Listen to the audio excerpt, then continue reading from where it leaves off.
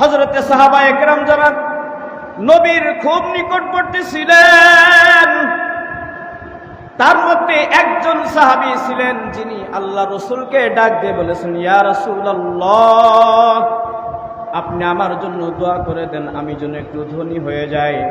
আল্লাহ রাসূল বললেন, দেখো, ধনাঢ্যতার মধ্যে সফলতা নাই, অর্থ সম্পদের মধ্যে তোমার সফলতা নয়, ঈমানের উপরে থাকো, তোমার সফলতা দুনিয়াতেও পাবে আখিরাতেও পাবে, দুনিয়ার হায়াতেও সফল আখিরাতেও সফল, কিন্তু তোমার ওই ধনাঢ্যতার ভিতরে কোনো সুখ নাই।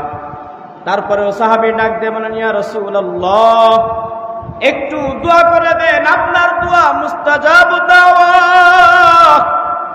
আপনি দোয়া করলে মালিক সেই দোয়া ফিরায় দেয় না, আপনি দোয়া করে দেন। আল্লাহ রাসূল দোয়া করে দিলেন, সম্পদ বেড়ে গেল। এই সাহাবী তার সম্পদ যখন বেড়ে গেল, ছাগল উট মহিষীগুলি যখন বেড়ে গেল, মদিনার বুকে জায়গা হয় না, মাঠের মধ্যে চলে গেলেন। এর আগে 5 ওয়াক্ত নামাজ মসজিদে এসে আদায় করতেন, যখন সম্পদ বেড়ে গেল সে 5 ওয়াক্ত নামাজে আসে না, শুধু জুমার নামাজে আসে। আবার কিছুদিন পরে দেখা গেল জুমায় আসে তো আসে, 1 সপ্তাহ বাদ দিয়ে আসে। আবার কিছুদিন দেখা গেল 1 মাস পর পর আসে। কিসের কারণে? সম্পদের কারণে। সম্পদ বৃদ্ধি হয়েছে, সম্পদের ভিতরে তার মন ঢুকে গেছে, এখন ঈমানের ভিতরে তার ঘাটতি চলে আসছে। আল্লাহ রাসূল পৃথিবীর থেকে বিদায় হয়ে গেলেন। সিদ্দিক আকবর খলিফাতুল মুসলিমিন একজন আমিলকে ডাক দিয়ে বললেন, যাও যাকাত উসুল করে আনো। যাকাত উসুল করতে গেছি, আল্লাহ রাসূলের ওই সাহাবী যে নাকি আল্লাহ রাসূলের দোয়াতে ধনাঢ্যতা পেয়েছে, সম্পদ পেয়েছে, এই সাহাবী তার ছাগলের পালের ভিতর থেকে সব থেকে দুর্বল নরমাল যেই ছাগলটা, ওই ছাগলটা ওই সিদ্দিক আকবর জিনাকে পাঠাইছেন, তার হাতে দিয়ে বলতেছে, যাও যাকাত দিয়ে দিলাম। কি দিয়ে দিলাম? যাকাত দিলাম। আসলে যাকাত দেওয়ার উত্তম নিয়ম হলো আমার সম্পদের সর্বোচ্চ যেটা ভালো সেটা দেওয়া। কথা বলেন ঠিক কিনা? কিন্তু সে দিয়েছে কোনটা? সব থেকে দুর্বল যেটা। সিদ্দিক আকবরের কাছে চলে গেলেন, আমিরুল মুমিনিন, আল্লাহ রাসূলের ওই সাহাবী যেই রাসূলের দোয়ার কারণে বরকতে সে সম্পদের অধিকারী হয়েছে, তার কাছে যখন যাকাতের মাল উসুল করতে গেছি, সে যেই ছাগলটা দিয়েছে তার ছাগলের পালের ভিতর থেকে সব থেকে দুর্বল ছাগলটা দিয়েছে। সিদ্দিক আকবর ডাক দিয়ে বলেন, যাও যাও যাও, তার ওই ছাগলের কোনো প্রয়োজন নাই, তার ছাগলের প্রয়োজন নাই, তার ছাগল তুমি তাকে ফিরাই দিয়ে আসো। ইতিহাস সাক্ষী বাবা, ইতিহাস সাক্ষী, আল্লাহর ওই রাসূলের সাহাবা সর্বশেষ মুনাফিক হয়ে ইন্তেকাল করেছে। নবীজির নিকটবর্তী একজন সাহাবী ছিলেন, সম্পদের কারণে বেঈমান হয়ে গেছেন। তার কারণ কি বাবা? যখন সম্পদের ভিতর থেকে যাকাত চাওয়া হয়েছে, সেই উত্তম যাকাত দেয় নাই, সে তার সম্পদ থেকে যাকাত উসুল করে নাই। তার কারণ তার ভিতরে ওই রবের ভয়টা নাই। কার ভয় নাই জোরে বলেন? যাকাতের নিয়ম হলো 2.5% বের করে এতিম অসহায় বায়তুল মালকে জমা দিতে হবে, কিন্তু সে সেইটা না করে দুর্বল জিনিস দিয়েছে। তার কারণ হলো ভিতরে তাকওয়া নাই। কি জিনিস নাই জোরে বলেন? আমি ভালো দিচ্ছি না খারাপ দিচ্ছি, ভালো করছি না খারাপ করছি, দেখেন কে? এ বাবা, রাতের বেলা উঠে 2 রাকাত নামাজ পড়েছেন, দেখেন কে? এ যুবক, রাতের বেলায় মোবাইল টিপে টিপে রাতটা পার করে দিলে, বলেন তো এইটাও দেখেন কে? আমার আপনার মালিক রাতের বেলায় ঘুমায় না, দিনের বেলায় ঘুমায় না। লা তাখুযুহু সিনাতুন ওয়ালা নাওম। আল্লাহ তাআলা বলেন, আমার নিদ্রাও নাই, নিদ্রাচ্ছন্নও নাই, আমি ঘুমায়ও না, আমার ঘুমের কোনো ঢুলনিও আসে না। জোরে বলেন সুবহানাল্লাহ। কি আসে না? কি আসে না? রব আমার মালিক ঘুমায়ও না, ঘুমের ঢুলনিও আসে না। এজন্য হযরত মুসা আলা নবিয়িনা ওয়াস সালাতু ওয়াস সালাম একদিন আল্লাহ তাআলাকে ডাক দিয়ে বলেন, আল্লাহ, আপনি যে এত বড় আসমান এবং জমিন পরিচালনা করেন, আপনার একটু ঘুমের প্রয়োজন হয় না? আল্লাহ আল্লাহ তাআলা ডাক দিয়ে বলেন, ঘুমের প্রয়োজন কি হবে? ঘুমাইলে কি সব ঠিক থাকবে? আমি কেন ঘুমাই না, তুমি কি এইটা তোমার স্বচক্ষে দেখবে নাকি আমি বলে দেব? হযরতে মূসা আলাইহিস সালাম বললেন, স্বচক্ষে দেখলেই ভালো। আল্লাহ তাআলা মূসা আলাইহিস সালামকে বললেন, আসো, এক গিলাস পানি, কাঁচের গিলাসে পানি এনে দাঁড়াও। তুর পাহাড়ে পাথরি জমিনের উপরে এক গিলাস পানি হাতে করে দাঁড়ায়ছে। আল্লাহ তাআলা কয়েক সেকেন্ডের জন্য মূসা আলাইহিস সালামের চোখে ঘুম দিয়েছে, আর সাথে সাথে হাতের গিলাসটা পড়ে ভেঙে গেছে। কি হয়েছে? গিলাসটা পড়ে ভেঙে গেছে। মূসা আলাইহিস সালাম ভয় পেয়ে গেছে, মালিক আপনি আমাকে হুকুম করলেন গিলাসটা ধরে রাখতে, সামান্য ঘুম আসছে, আমার পুরা শরীর লুজ হয়ে গেছে, হাত থেকে গ্লাস পড়ে গেছে, ভেঙে গেছে। মালিক আমার আল্লাহ সুবহানাহু ওয়া তাআলা ডাক দিয়ে বলেন, মূসা সামান্য কয়েক সেকেন্ডের ঘুম, তোমার হাতের এক গ্লাস পানি ধরে রাখতে পারো না, আর এত বড় আসমান আর জমিন আমি রব আমার কুদরতে হাতে ধরে আছি। এখন বলো, আমি যদি এক সেকেন্ডের জন্য ঘুমাই, বলেন তো আসমান আসমানের জায়গায় থাকবে নাকি? বলেন জমিন জমিনের জায়গায় থাকবে নাকি? কথা বলেন, কথা বলেন। লা তাখুযুহু সিনাতুন ওয়ালা নাউম, মালিক আমার রব ঘুমান না, ঘুমের তন্দ্রা আসে না। ওই মালিক আমাদের সমস্ত কৃতকর্ম দেখে নাকি দেখে না? তাইলে বান্দা নেক আমল করলেও মালিক দেখেন, বদ আমল করলেও মালিক দেখে না, দেখে না? এই যে তাকওয়া, এই যে ভয়, আমি যেখানে থাকি যা করি না কেন দেখেন কে? জোরে বলেন, জোরে বলেন, কে দেখেন? আমার আপনার মালিক সর্বত্র বিরাজমান, সব কিছু দেখে। এই তাকওয়া, এই ভয় যদি বান্দার ভিতরে না থাকে, বান্দা নামাজ পড়বে ঠিক, পাশাপাশি গুনাহও যোগ করবে। এক পিসা হুজুর মুরব্বী হয়ে গেছে, বয়স্ক হয়ে গেছে। এই পীর সাহেব তার মুরিদদের বললেন, দেখো বাবা, আমি তো বয়স্ক হয়ে গেছি, কবে জানি মারা যায় ঠিক নাই, কিন্তু আমার খেলাফত আমি দিয়ে যেতে চাই। এইবার তার মুরিদগণ সকলেই হাত করে বলতেছে, হুজুর আপনার খেলাফত পাওয়ার যোগ্য আমি। সকলের দাবি, আমি আপনার খেলাফত পাওয়ার জন্য কি প্রস্তুত আছি। পীর সাহেব হুজুর বললেন যে, দেখো এভাবে হবে না, তোমরা সকলে আগামীকালকে আসবে, তবে শর্ত হলো সকলেই একটা করে মুরগি নিয়ে আসবে, আর মুরগিটা জবাই করে আনতে হবে। কি করে আনতে হবে? জবাই করে আনতে হবে। পীর সাহেব হুজুর যখন বলে দিলেন, সকলে বাড়িতে চলে গেছেন। সকলেই একটা করে মুরগি জবাই করে পীর সাহেব হুজুরের দরবারে চলে আসছে। কিন্তু ব্যতিক্রম বিষয় হলো, একজন মুরিদ মূর্খ প্রকৃতির, দেখতে আনস্মার্ট, সে একটা মুরগি আনছে তো আনছে, তাজা মুরগি আনছে। কি মুরগি আনছে বাবা? তাজা মুরগি নিয়ে আসছে। বাকি যারা জ্ঞানী গুণী শিক্ষিত আছে তারা বলতেছে, আহারে কি পাগলের পাগল, গতকালকে আমাদের পীর সাহেব হুজুর বললেন যে শর্ত হলো মুরগি জবাই করে আনতে হবে, আর এই পাগলে করছেটা কি? তাজা মুরগি নিয়ে আসছে। পীর সাহেব হুজুর কথাটা খেয়াল করলেন, লক্ষ্য করে দেখলেন, হ্যাঁ আমার একটা মুরিদ তাজা মুরগি নিয়ে আসছে। একজন একজন করে ডাক দেয় আর বলে, বাবা তুমি যে মুরগিটা জবাই করছো কেউ দেখে নাই। শিক্ষিত সমাজের কিছু মানুষ ডাক দিয়ে বললেন, হুজুর আমি যে মুরগিটা জবাই করছি কেউ দেখে নাই, রাতের অন্ধকার গহীন হয়ে গেছে, সকলে ঘুমায় গেছে, আমি আমার মুরগিটা জবাই করছি কেউ দেখে না, কেউ দেখে নাই। সকলকে ডাক দেয়, একজন একজন করে ব্যাখ্যা দেয়, আমি আমার মুরগিটা এমন সময় জবাই করেছি, এমন জায়গায় জবাই করেছি, কেউ দেখে নাই। সর্বশেষ পীর সাহেব হুজুর বলতেছেন, এ বাবা তাজা মুরগিওয়ালা আয়। তাজা মুরগি আলা যখন আসছে, আসার পরে ডাক দিয়ে বলতেছে, পাগল আমি না গতকালকে বলে দিলাম মুরগি জবাই করে আনবে, কিন্তু মুরগি তো জবাই করো নাই, তাজা মুরগি আমার দরবারে আনছো, ঘটনা কি? তুমি আমার হুকুম পালন করলে না কেন?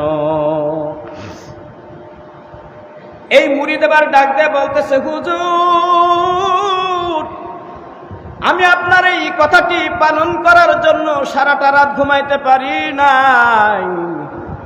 আমি যখন রাতের গভীর হয়ে গেল, আমার ছেলে সন্তান সকলে ঘুমায় গেছে, আমি ঘরের দরজা লাগাই দিয়ে বাতি নিভাই দিয়ে জবাই করতে গেলাম, তখনই আমার কোরআনুল কারীমের আয়াত মনে হয়ে গেল, ইন্নাল্লাহা সামিউম বাসীর।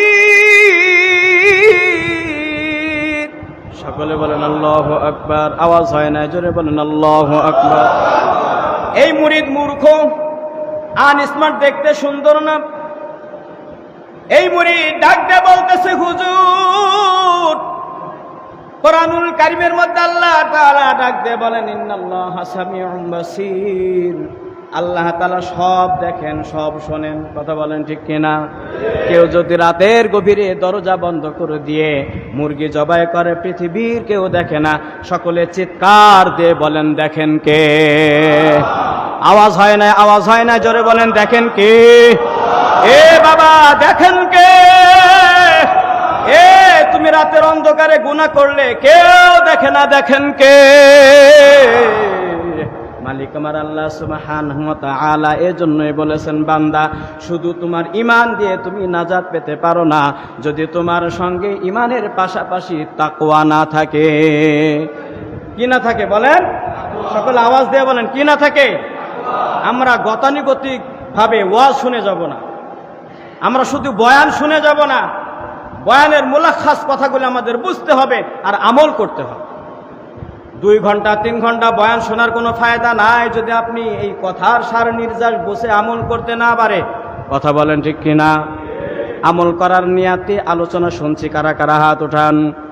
সকলে হাত জাগায় দেখেন কারা কারা আমল করার নিয়াত আছে ইনশাআল্লাহ। ও মালিক আমার আল্লাহ, তোমার বান্দারা হাত উঠিয়ে নিয়াত করেছে, আল্লাহ তাআলা তুমি সকলকে আমলের নিয়াতে বয়ান শোনার তৌফিক দান করো, বলেন আমিন। আমার আপনার মালিক ডাক দিয়ে বলেন, ওয়ালাউ আন্না আহলাল কুরা আমানু ওয়াত্তাকাউ। যদি বান্দা তোমার মধ্যে 2টা গুণ থাকে, একটা হলো ঈমান আর একটা হলো তাকওয়া। ঈমানের কাজ হলো বান্দাকে নামাজ পড়াবে, রোজা করাবে, হজ করাবে, যাকাত দেবে, মানুষের সঙ্গে সৎ ব্যবহার শিখাবে। আর তাকওয়ার কাজ হলো যত মন্দ কাজ আছে মন্দ কাজ থেকে বান্দাকে হেফাজত করবে। কথা বলেন ঠিক কিনা? এই পিসা হুজুর এবার ডাক দিয়ে বলেন, পাগল, তুমি মুরগি জবাই করলে না, ভালো কথা, আর কি কি করেছো বলো? বলতেছে, হুজুর, রাতের বেলায় যখন সকলে ঘুমায় গেছে ঘরের দরজা লাগাইলাম, আমি আর একবার চেষ্টা করলাম, আমি নদীর ভিতরে পানির তলে যে আমি চাকু দিয়ে জবাই করতে গেলাম, আমাকে একটা আয়াত বারবার সারা জায়গায়, বান্দা তুমি যেখানেই জবাই করো আমি মালিক কোথাও ঘুমায়ও না, আমি মালিক তোমার দিকেই তাকিয়ে আছি। ভরা মজলিসের মধ্যে পিসা হুজুর ডাক দিয়ে বলেন, শোনো শোনো, কিছুক্ষণ আগেই আমার এই মূর্খ মুরিদকে যারা বলতেছিলে এ পাগল, কিন্তু তোমাদের কথা সত্যই, আসলেই পাগল, আসলেই পাগল, কিন্তু এ দুনিয়ার পাগল নয়, আমার মাওলা আল্লাহ সুবহানাহু ওয়া তাআলার পাগল। জোরে বলেন সুবহানাল্লাহ। তাহলে এই ভয়, এই ভীতি অন্তরে আমাদের থাকা লাগবে। তার কারণ দুনিয়াটাই আমাদের শেষ না। বলেন তো, যার দুনিয়ায় সব কিছু পেয়েছে এটাই কি শেষ নাকি? হ্যাঁ, নারী, গাড়ি, বাড়ি, টাকা পয়সা, অর্থ সম্পদ সমস্ত কিছু পেয়ে গেল, এই লোকটা কি সফল নাকি? হ্যাঁ, আল্লাহ রসুল বলেন, দুনিয়ার হায়াতে কেউ একবেলা খেয়েছে আর একবেলা খায় নাই, কিন্তু মৌতের সময় তার কালেমা নসিব হলো, এই লোকটা অতি সত্তর কবরের ভিতরে যে রাজত্ব করবে। জোরে বলেন সুবহানাল্লাহ। এ বান্দা, তোমার সব আছে, কোনো জিনিসের অভাব নাই, কিন্তু মরণের সময় তোমার কালেমা নসিব হলো না, তোমার ভিতরে ঈমান নাই, তাকওয়া নাই, তোমার মরতে দেরি, তোমার মতো অভাগা কবরে কেউ নাই। কথা বলেন ঠিক কিনা? এজন্য বান্দা, দুনিয়ার হায়াত আল্লাহ তাআলা দান করেছেন একেবারে সংক্ষিপ্ত হায়াতে জিন্দিগি। এই জিন্দিগি থেকে যদি কেউ সফলতা অর্জন করতে না পারে, আল্লাহ রসুল বলেন, আদ-দুনিয়া মাযরাআতুল আখিরাহ, দুনিয়াটা হলো আখিরাতের শস্য ক্ষেত, এইখান থেকে যে যতটুকু আমল করে যাবে বাবা, সেই ব্যক্তি ওই কবরে যাওয়ার সঙ্গে সঙ্গে তার ফল পেয়ে যাবে। কোন বান্দাই যদি দুনিয়ার হায়াতে মালিককে রাজি করতে না পারে, আল্লাহ রাসূল বলেন আল কবরু রাউদাতুম মিন রিয়াজিল জান্নাহ আও হুফরাতুম মিন হুফারাইন নার। কোন বান্দা যদি দুনিয়া থেকে সফলভাবে ঈমান আর তাকওয়ার উপরে থেকে কবরে যেতে পারে, আল্লাহ রাসূল বলেন আল কবরু রাউদাতুম মিন রিয়াজিল জান্নাহ, ওই কবরটা হয়ে যাবে তার জন্য জান্নাতের বাগান।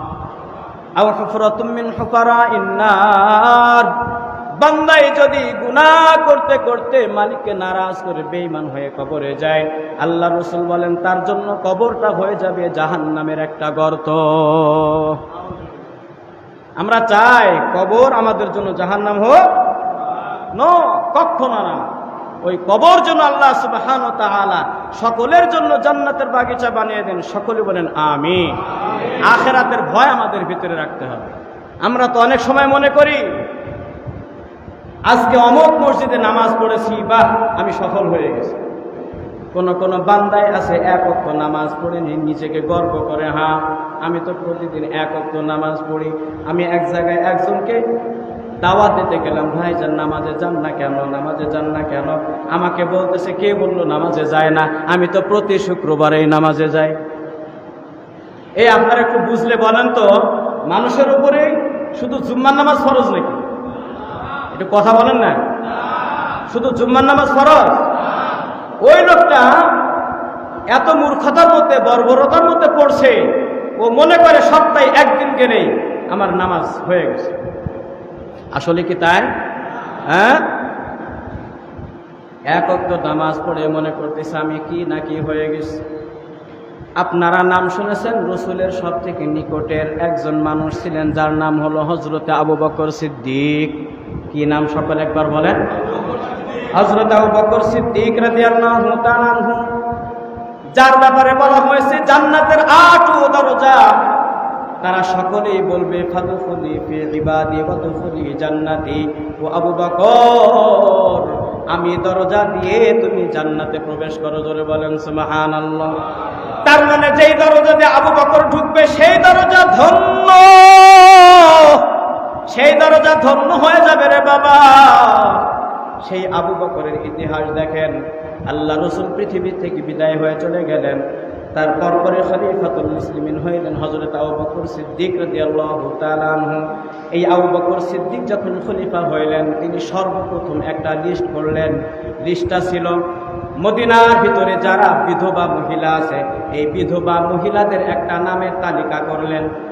কি করলেন? বিধবা মহিলা যারা নির্যাতিত নিপীড়িত, যাদের ঘরে খাদ্য থাকবে না, স্বামী হারা, এই প্রকৃতির মহিলাদের লিস্টে করলেন হযরত আবু বকর সিদ্দিক।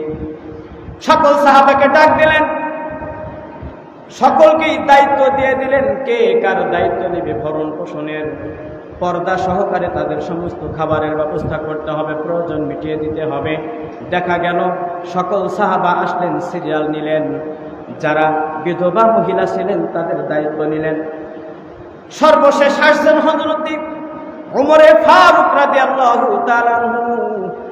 এসে ডাক দিয়ে বলতেছেন, ভাই আবু বকর সিদ্দিক, আমি তো শুনলাম বিধবা মহিলাদের খেদমতের একটা সুযোগ আসছে, যদি আমাকে একটু সুযোগ দিতেন আমি আবু বকর একজন মহিলার দায়িত্ব নিতাম। জোরে বলেন সুবহানাল্লাহ। তার মানে বোঝা গেল সাহাবায়ে কেরাম শুধু মৌলিক ইবাদত করেছেন তা নয়। আরে মৌলিক ইবাদত নামাজ, রোজা, হজ, যাকাত এগুলি মৌলিক ইবাদত, কিন্তু দেখবেন পাশাপাশি বান্দার জন্য কিছু সামাজিক ইবাদত রয়ে গেছে। কি ভাইজান, কথা বুঝে আসতেছে? হ্যাঁ, বান্দার জন্য, বান্দার প্রতি কিছু সামাজিক ইবাদত আছে। হযরত সিদ্দিক একবার ডাক দিয়ে বললেন, হে উমর, যাদের লিস্ট আমি করেছিলাম সকলের লিস্ট হয়ে গেছে, এখন আর কেউ খালি নাই, খালি নাই। তবে তুমি যদি বেশি আগ্রহী হও, শুধু একজন বৃদ্ধা মহিলা, তার লিস্ট একটা ফাঁকা আছে, তুমি যদি চাও তাহলে তুমি তার খেদমত করতে পারো। হযরত ওমর ফারুক রাদিয়াল্লাহু তাআলা আনহু ওই বৃদ্ধা মহিলার নাম, ঠিকানা, এলাকা সব নিলেন। হযরত ওমর ফারুক রাদিয়াল্লাহু তাআলা পরের দিন ফজরের নামাজ পড়ে ওই ঠিকানা অনুযায়ী চলে গেলেন। ঘরের বাইরে থেকে দরজায় টুকা দিয়ে বললেন, ও মা, আপনি আপনার ঘরের দরজাটা খুলে দেন, আমি আসছি একটু আপনার সেবা যত্ন করার জন্য। জোরে বলেন সুবহানাল্লাহ। আপনার সেবা যত্ন করার জন্য, ঘরটা গুছিয়ে দেওয়ার জন্য, আপনাকে খাওয়ানোর জন্য। ভিতর থেকে মুরব্বী মহিলা মা ডাকলে বলতেছে, বাবা তুমি কে আমি জানি না, কিন্তু তুমি আসার আগে একজন এসে আমার সেবা করে চলে গেছে। জোরে বলেন সুবহানাল্লাহ। আমার আপনার মালিক ডাক দিয়ে বলেন, ওয়ানুফিখা ফিস-সূরি ফালা আনসাবা বাইনাহুম ইয়াওমাইযিন ওয়ালা ইয়াতাসাআলুন। জোরে বলেন আল্লাহু আকবার। মালিক আমার ডাক দিয়ে বলেন, ওয়ানুফিখা ফিস-সূর, দুনিয়ার হায়াত যেদিন শেষ হয়ে যাবে, মানুষের যেমন হায়াত শেষ হয়ে যায়, দুনিয়ারও একদিন হায়াত শেষ হবে। সেই দিনটার নাম হবে কিয়ামত। কি নাম? জোরে বলেন। যেই দিন দুনিয়ার হায়াত শেষ হবে ওই দিনটা হবে কিয়ামতের দিন। আল্লাহ তাআলা বলেন, ওয়ানুফিখা ফিস-সূরি ফালা আনসাবা বাইনাহুম, কিয়ামত যেদিন হয়ে যাবে বান্দার কোনো বংশের পরিচয় থাকবে না। কি থাকবে না?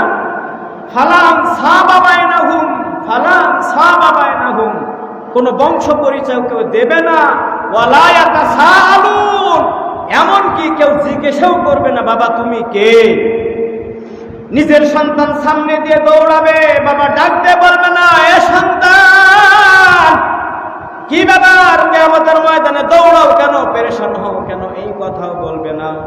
তার কারণ হলো ওয়ালা ইয়াতাসাআলুন, যদি জিজ্ঞেস করে সন্তান যদি একটা নেকির কারণে আটকা পড়ে যায়, ওই বাবা তাকে একটা নেকি দিতে পারবে না। কি বলেন? আমরা যদি সফরে যাই, ঢাকায় গেছি, পকেট থেকে হঠাৎ করে মানিব্যাগ খোয়া গেছে, মানিব্যাগ চুরি হয়ে গেছে, আমরা কি করি? সুন্দর করে একটা নাম্বার উঠায় বাবার কাছে ফোন দেই, বিকাশে 5,000 টাকা পাঠিয়ে দাও। কেন? বলে আমার মানিব্যাগ চুরি গেছে। সুযোগ আছে না নাই? হ্যাঁ, আত্মীয় স্বজন বিভিন্ন জায়গা থেকে আমাকে বারবার ফোন দেবে, এই কি হয়েছে, ছিনতাইকারীরা তোমাকে মারে নাই তো, ছিনতাইকারী ছুরি ঢুকায় যায় নাই তো। কিন্তু বাবা, কিয়ামতের ময়দান এমন একটা জায়গা, ওয়ালা ইয়াতাসাআলুন, বাবার সামনে সন্তান বিপদে পড়ে গেছে, কিন্তু বাবা একটা বারও ঘুরে ডেকে বলবে না, বাবা তোমার কি হয়েছে, এই কথা বলবে না। কারণ ওই দিন একটা নেকির কোটি কোটি কোটি টাকা দিলেও একটা নেকির সমমান হবে না। কথা বলেন ঠিক কিনা? এ বাবারা আমার, এ যুবক ভাই, যৌবনের তাড়নায় নিজের তাকওয়াকে ভুলে যেও না। ওই রবের ভয় ভিতরে পোষণ করো, তাইলে তোমার গুনাহ থেকে বাঁচা সহজ হবে। আমার আপনার মালিক যিনি দুনিয়ার হায়াত দান করেছেন, দুনিয়ার হায়াতও শেষ হবে, ওই আখিরাতের ভয় তাকওয়া ভিতরে থাকাই লাগবে। হযরত ওমর ফারুক রাদিয়াল্লাহু তাআলা সেই দিন ঘুরে চলে আসলেন। তিনি চিন্তা করলেন, আমার আগে কে জানি এসে বুড়িমার খেদমত করে চলে গেছে, তার মানে ফজরের পরে আসলে হবে না, ফজরের আগে আসা লাগবে। কখন আসা লাগবে? ফজরের আগে আসা লাগবে। পরের দিন ফজরের আগেই চলে আসছেন। বুড়িমার ঘরে যে দরজায় ঠক ঠক আওয়াজ দেয়, বুড়িমা ভিতর থেকে ডাক দিয়ে বলতেছে, বাবা কে, কি ব্যাপার? বলতেছে, বুড়িমা গতকালকে তোমার কাছে আমি আসছিলাম খেদমতের জন্য, দেখলাম গতকালকে তোমার খেদমত করতে পারি নাই, এজন্য আজকে ফজরের আগে আসছি তোমার খেদমত করার জন্য, ঘরের দরজাটা খুলে দাও। ভিতর থেকে বুড়িমা ডাক দিয়ে বলতেছে, বাবা রে, জানি না তুমি আসার আগেই আর একজনে আমার খেদমত সেবা করে চলে গেছে। জোরে বলেন সুবহানাল্লাহ। আগেই খেদমত করে চলে গেছে। হযরত ওমর ফারুক চিন্তা করলেন, তাইলে নামাজের আগে আসলে তো হবে না, পরের দিন চিন্তা করলেন না, এইবার আজানের আগে আসব। যখন আজান হয় আজানের আগে আসব। পরের দিন হয়ে গেল, একদিন গেল, 2 দিন গেল, এইবার 3 দিন চলতেছে। সবাই বলেন কয় দিন? 3 নম্বর দিনে সে নিয়ত করলো ফজরের আগে গেলে হবে না, আজানের আগে যাব। 3 নম্বর দিনে ফজরের আগে আসছে বুড়িমার ঘরে। আসার পরে ঘরের দরজায় টোকা দিয়ে বলতেছে, মা ঘরের দরজাটা খুলে দেন, আমি 2 দিন আসছিলাম আপনার কাছে খেদমতের জন্য, কিন্তু আমি চান্স পাই নাই। আজকে আমি আজানের আগেই আসতে আপনার খেদমত করব। ঘরের ভিতর থেকে আওয়াজ দিয়ে বলতেছে, বাবা রে, আজকেও তুমি আসার আগে একজন এসে আমার খেদমত আর সেবা করে চলে গেছে। জোরে বলেন সুবহানাল্লাহ। কি ভাই সুবহানাল্লাহর আওয়াজ নাই? আওয়াজ নাই? একটু আওয়াজ দিয়ে বলেন, মালিক আমার রব খুশি হয়ে যাবে বান্দা। কোরআন ও হাদিসের আলোচনা শুনে তুমি একবার সুবহানাল্লাহ বলেছো, তুমি জানো না আমি জান্নাতের ভিতরে তোমার নিয়ামত স্বরূপ একটা গাছ লাগাই দিয়েছি। বলেন সুবহানাল্লাহ। সেই গাছের দৈর্ঘ্য প্রস্থ হবে আরবের সব থেকে তেজস্বী ঘোড়া 500 বছর দৌড়াবে, কিন্তু গাছের ছায়া মাড়িয়ে দিতে পারবে না। বলেন সুবহানাল্লাহ। কেউ কৃপণতা করবেন না আল্লাহর তাসবিহ পাঠ করার জন্য। সুবহানাল্লাহ, আল্লাহু আকবার কথাগুলি জোরে বলবেন, খুশি হবেন কে? জোরে বলেন, খুশি হবেন কে? আমরা কার গোলাম? জোরে বলেন, কার গোলাম? আমরা কার গোলাম? জোরে বলেন, কার গোলাম?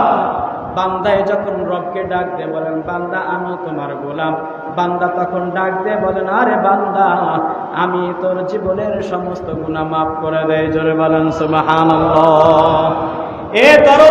দরদ মাখা কণ্ঠ নিয়ে মালিককে ডাক দেবেন, বলেন আল্লাহ। বান্দা তুমি যদি রবকে দরদ মাখা কণ্ঠ নিয়ে একবার আল্লাহ বলে ডাক দিয়ে দাও, বান্দা যদি খুশি হয়ে যায়, শত শত বছরের গুনাহ হলেও মালিক মাফ করতে পারে নাকি পারে না? হযরত ওমর ফারুক রাদিয়াল্লাহু তাআলা তৃতীয় দিনেও ফেল করলেন। এইবার চিন্তা করলেন, আজানের আগে আসলাম তাও তো কাজ হলো না। এইবার চলতেছে 4র্থ দিন। কয়দিন জোরে বলেন? একটু কথা বলেন, কয়দিন? এইবার 4র্থ দিন চলতেছে। হযরত ওমর ফারুক রাদিয়াল্লাহু তাআলা তিনি রাতের বেলায় চিন্তা করলেন, কালকে আজানের আগে যে হয় নাই, আজকে আমি যাব তো যাব, তাহাজ্জুদের নামাজের সময় যাব। কোন সময় যাবে? মানুষ যখন তাহাজ্জুদের নামাজে দাঁড়ায় আমি তখন যাব, বুড়িমার খেদমত করব। এইবার তাহাজ্জুদের আগে গেছেন 4র্থ দিনে। যাওয়ার পরে বুড়িমাকে কাতর সুরে ডাক দিয়ে বলতেছেন, মা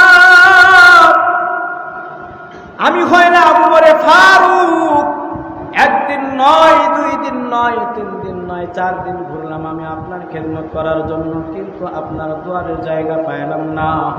এইবার ডাক দিয়ে বলতেছে, আমি আজকেও আসছি আপনার খেদমত আর সেবা করার জন্য।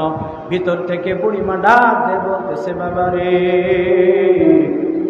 গতকালকেও তার আগের দিনও তার আগের দিনও যেই ছেলেটা এসে আমার খেদমত করে গেছে, আজকেও সে আমার খেদমত আর সেবা করে চলে গেছে। জোরে জোরে বলেন সুবহানাল্লাহ। হযরত ওমর ফারুক মনে মনে ভাবলেন, ঠিক আছে, ভালো কথা, বুড়িমার খেদমত করার দরকার নাই, আমার আগে আগে এসে বুড়িমার খেদমত করে যায় কে? আজকে সেই চোর ধরবো। কি ধরবে? বুড়িমার খেদমত করে যায় কে? আমি 4 দিন চেষ্টা করলাম, পারলাম না। তাহলে যে আসে সে তো রাতে ঘুমায় না। কথা বলেন? যে আসে আমার আগে তাহাজ্জুদের নামাজের সময়, তখন এসে চান্স পায় নাই, তার মানে ওই বান্দাটা ঘুমায় না। হযরত ওমর ফারুক রাদিয়াল্লাহু তাআলা 5ম দিনে চিন্তা করলেন, আজকে খেদমত করার দরকার নাই, বুড়িমার খেদমত করে কি আমি ওই বান্দারে দেখব। জোরে বলেন সুবহানাল্লাহ। হযরত ওমর ফারুক রাদিয়াল্লাহু তাআলা রাতের প্রথম অংশেই বুড়িমার বাড়ির একটা আড়ালে যে দাঁড়াইলেন। হঠাৎ করে দেখা যায় পা টিপে টিপে টিপে আস্তে আস্তে একটা মানুষ আসতেছে। হযরতে উমরে ফারুক যখন ঝাপসা কেটে গেল, নিকটবর্তী হয়ে গেল, নিকটে যে বলতেছে, ভাই আপনি কে? আর যখন উমরে ফারুকের কণ্ঠটা ভেসে আসছে, আর সঙ্গে সঙ্গে বলতেছে, ভাই উমর, আমার নাম হইল আবু বকর। জোরে জোরে বলেন সুবহানাল্লাহ। এ খলিফাতুল মুসলিমিন, অর্ধ জাহানের বাদশাহ, রাতের বেলায় সে ঘুমায় নাই। তাহাজ্জুদের নামাজের আগে যে বান্দাটা ওই বুড়িমার খেদমত করে, একবার চিন্তা করে দেখেন ওই লোকটার আখিরাতের ভয় কেমন। ওয়ালাউ আন্না আহলাল কুরা আমানু ওয়াত্তাকাউ লাফাতাহনা আলাইহিম বারাকাতিন মিনাস সামাই ওয়াল আরদ। আমার আপনার মালিক ডাক দিয়ে বলেন, তোমার মধ্যে দুইটা গুণ অর্জন হইলে আমি আসমান এবং জমিনের দরজা খুলে দেব। জোরে বলেন সুবহানাল্লাহ। আলোচনার মূল পয়েন্ট খেয়াল রাখবেন।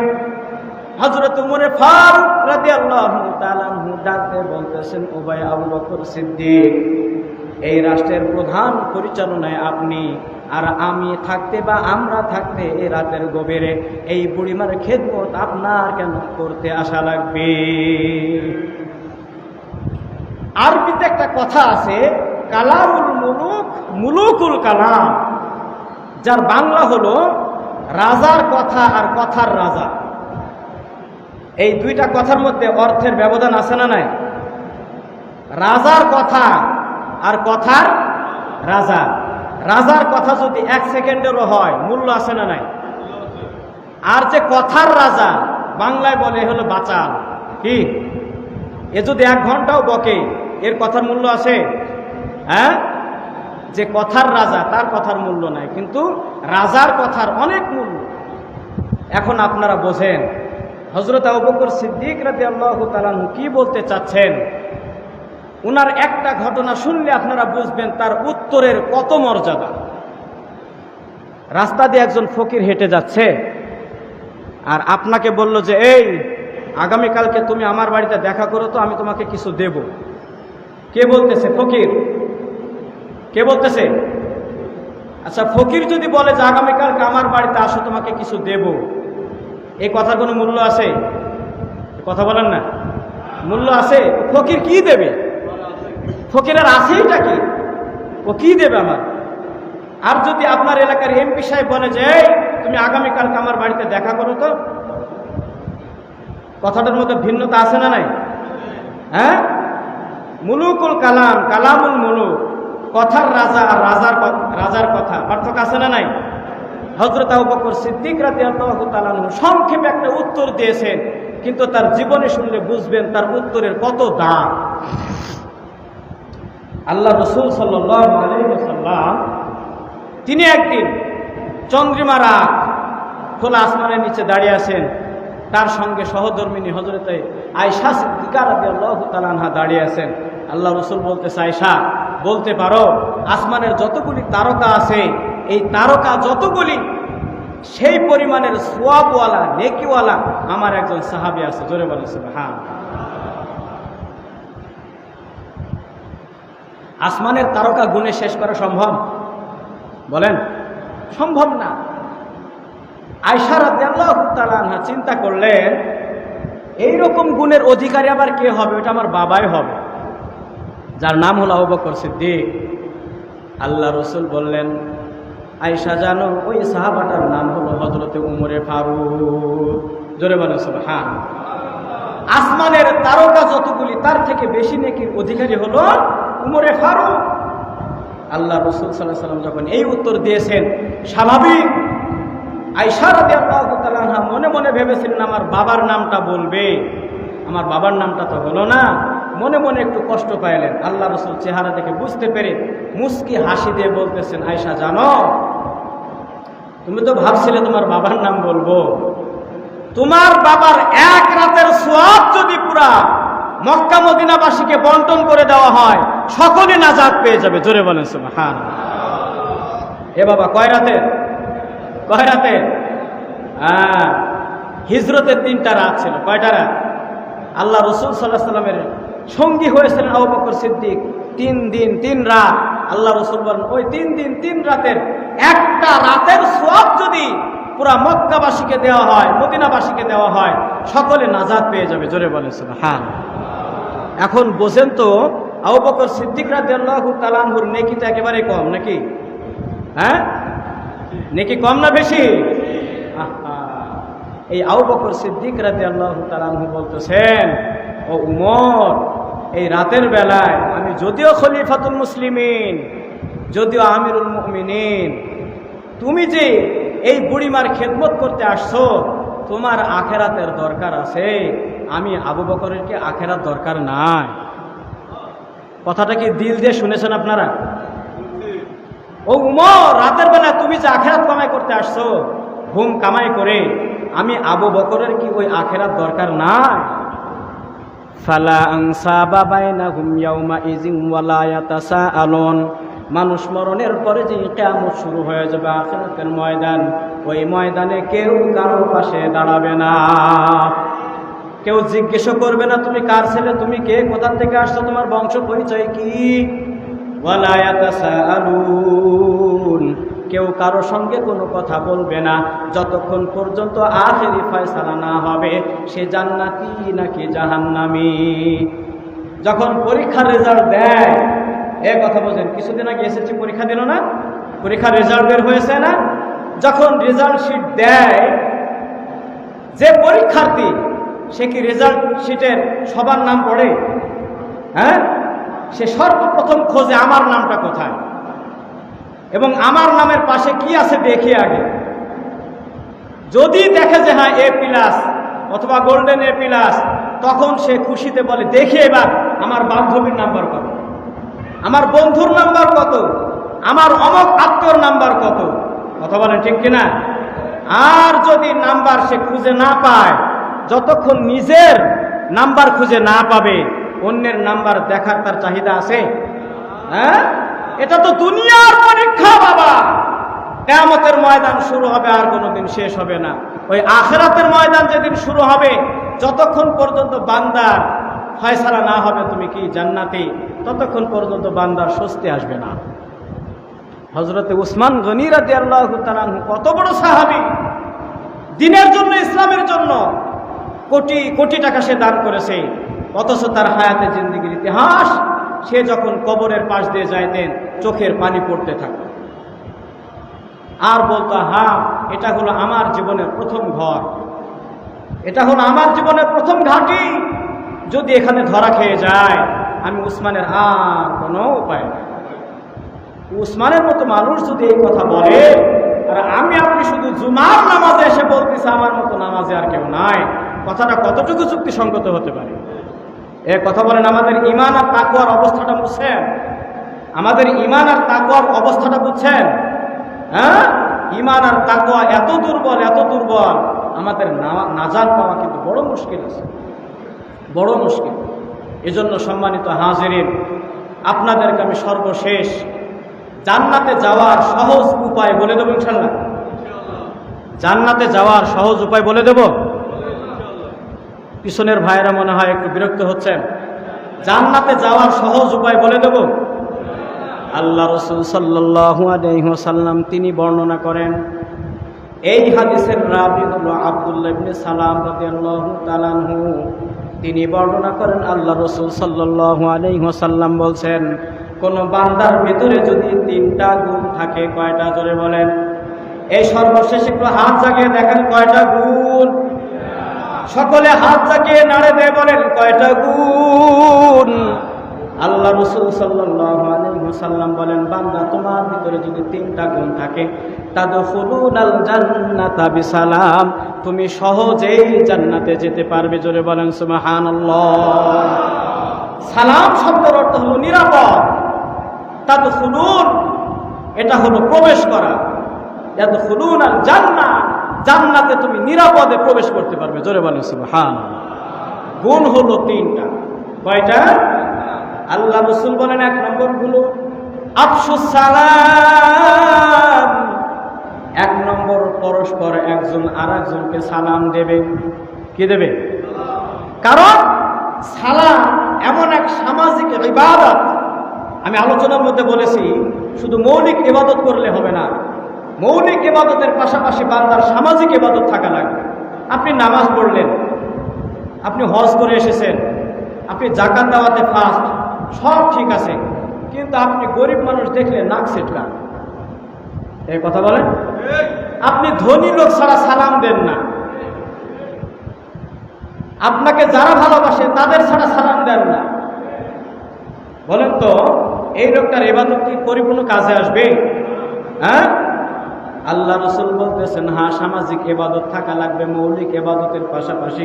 তার মধ্যে এক নম্বর হলো আফসুস সালাম, সালাম একজন আরেকজনের সঙ্গে সালাম বিনিময় করা। পৃথিবীর হায়াতে সর্বপ্রথম যেই মানুষকে আল্লাহ তাআলা সৃষ্টি করেছেন, যার নাম হলো হযরত আদম আলা নবিয়িনা ওয়াস সালাতু ওয়াস সালাম, তিনাকে সৃষ্টি করার পরে আল্লাহ তাআলা বলেন, আদম যাও, আমার তৈরি করা নূরের ফেরেশতারা বসে আছে, তুমি তাদেরকে সালাম দিয়ে দাও। জোরে বলেন সুবহানাল্লাহ। সর্বপ্রথম যে বাক্যটা শিক্ষা দিয়েছেন সেটা হলো সালাম। আদম আলাইহিস সালাম সালাম দিয়েছেন। কেন? সালামের মাধ্যমে ফেরেশতাদের সঙ্গে আদম আলাইহিস সালামের সামাজিকতা বৃদ্ধি হয়েছে। জোরে বলেন সুবহানাল্লাহ। সামাজিকতা সৃষ্টি হয়েছে। এই সালামের দ্বারা অনেক উপকার আছে, অনেক উপকার আছে। সময় একেবারে সংক্ষেপ, আমি একটা বাস্তব উদাহরণ দিয়ে আমি আলোচনা শেষ করবো ইনশাল্লাহ। আপনার ইউরোপের আইসক্রিম একটা ফ্যাক্টরি আছে, যেখানে বরফ তৈরি হয়, আইসক্রিম তৈরি হয়। ওই ঘরটা পুরাই ফ্রিজ, -80-70। এক মুসলিম মহিলা ছিলেন, সেখানে চাকরি করতেন। এই মুসলিম মহিলা প্রতিদিন যখন গেট দিয়ে যাইতেন, গেট দিয়ে ঢোকার শুরুতে দারোয়ানকে বলতেন, আসসালামু আলাইকুম ওয়া রাহমাতুল্লাহ। সকলে আমার সাথে বলেন, আসসালামু আলাইকুম ওয়া রাহমাতুল্লাহ। আমরা কিন্তু অনেক সময় সালাম দিই, সালাম সহি হয় না। আপনার অবশ্যই নিজ নিজ এলাকার ইমাম সাহেবের কাছে সালামটা সহি শুদ্ধ করে নেবেন। এই মহিলা প্রতিদিন সালাম দিয়ে প্রবেশ করে। এই দারোয়ান ডাক দিয়ে বলতেছে, আপনি যে প্রতিদিন আমাকে সালাম দিয়ে ঢোকেন, আমাকে এত সম্মান করেন, ইজ্জত করেন, আমার এই কোম্পানির মধ্যে আমার অনেক পরিচিত লোক আছে, কিন্তু কেউ আমারে কোনোদিন সালাম দেয় না। শুধু আপনি আমাকে সালাম দেন, আমার মনটা ভরে যায়, আমার দিল আপনার প্রতি সবসময় আকৃষ্ট হয়ে থাকে যে আপনি কখন আমাকে সালাম দেন। হঠাৎ করে একদিন দেখা গেল বাবা, ওই কর্ম প্রতিষ্ঠান থেকে সকলেই বাইরে বের হয়ে গেছে রাতের বেলায়, কিন্তু সিস্টেম হলো মেন গেট যেটা, ওই গেটের দরজার যেই লক, বাইরে থেকে লক করলে ভিতর থেকে আর খোলা যায় না। কিন্তু ঘটনাক্রমে ওই মহিলা ওই আইসক্রিম ফ্যাক্টরির মধ্যে রয়ে গেছেন। দরজার কাছে এসে দেখতেছে দরজা বন্ধ, কোনো উপায় নাই, ফোন করারও কোনো সিস্টেম নাই। এই মহিলা চিন্তা করলো, মালিক, সর্বশেষ যেই ঘরের ভিতরে -70 তাপমাত্রা, -70, সেখানে বেশিক্ষণ বেঁচে থাকার কথা না, আমি একাই আছি। সে 2 রাকাত নামাজ পড়েছে, সেজদায় পড়ে মালিকের কাছে কাঁদতেছে, আর সে নিশ্চিত আজকে আমার মরণ হয়ে যাবে। বরফে জমে যাবে তো, বরফে জমে গেলে তো বাঁচার কথা না, সে মরে যাবে নির্ঘাত, সে মরে যাবে নির্ঘাত। এরপরে ওই দারোয়ান সে মনে মনে চিন্তা করতেছে কি ব্যাপার, সকলে বের হয়ে গেল, কিন্তু যেই মহিলাটা প্রতিদিন ঢোকার সময় সালাম দেয়, আবার বের হওয়ার সময় সালাম দেয়, ঢোকার সময় সালাম দিয়েছে কিন্তু বের হওয়ার সময় সালাম দেয় নাই, মহিলা গেল কোথায়? মহিলা গেল কোথায়? এই দারোয়ান চলে গেলেন গেটের কাছে, দরজা খুলেই দেখতেছে মহিলা নামাজের সেজদায়। ওই দারোয়ান বেড়াই তাকে বলতেছে, আসসালামু আলাইকা ইয়া আহলাল বিন, এ আমার বোন, আপনাকে সালাম জানাইলাম, কি ব্যাপার আপনি ঘরের ভিতরে? এই মহিলাটা মাথা উঠায় বলতেছে, কি ব্যাপার, আপনি কেন? আমি তো বাঁচার আশা ছেড়েই দিয়েছি, মারা যাব, সকলে বের হয়ে গেছে, বাইরের থেকে দরজা আটকাই দিয়ে গেছে, আপনি কেমন করে আসলেন, কিভাবে বুঝলেন? দারোয়ান ডাক দিয়ে বলতেছে, বোন রে, আপনি প্রতিদিন আমাকে সালাম দিয়ে ঘরের মধ্যে প্রবেশ করেন, কিন্তু সালাম দিয়ে বের হন নাই। আমি কাউকে স্মরণ রাখি আর না রাখি, আমি একমাত্র আপনার সালামের প্রত্যাশায় ছিলাম, আপনার সালাম পায় নাই, এই জন্য আপনার তালাশে ঘরের মধ্যে আসছি। জোরে বলেন সুবহানাল্লাহ। আপনারা চিৎকার দিয়ে বলেন তো, এই মহিলা পাচ্ছে শুধুমাত্র সালামের কারণেই? কথা বলেন ঠিক কিনা? আল্লাহ রাসূল বলেন, আফসুস সালাম, তোমাকে সালাম, একজন আরেকজনকে সালাম দিতে থাকো। কি সালাম দিতে হবে? আফসুস সালাম।